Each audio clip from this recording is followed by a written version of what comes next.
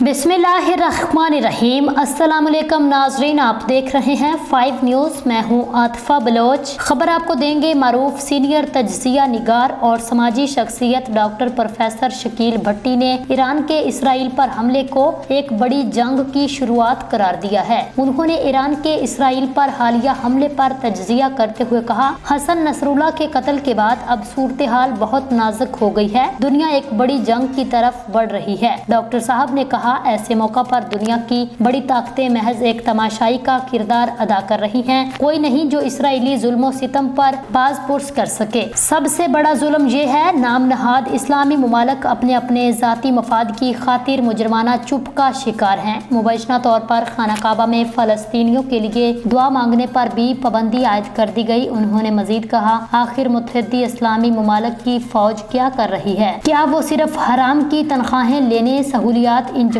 करने और अमेरिका की गुलामी में दुम दबा कर बैठे रहने के लिए बनाई गई है? बहुत अफसोस की बात है, आज का मुसलमान इखलाकी गिरावट और बेहिसी की हर हद पार कर चुका है। गैर मुसलमानों ने हमसे अच्छी बातें ले ली हैं, हम मुसलमानों ने उनके तमाम ऐब अपना लिए हैं। ये सब कुछ मुसलमानों के ज़वाल की अलमनाक दास्तान का शायद आखिरी बाब है।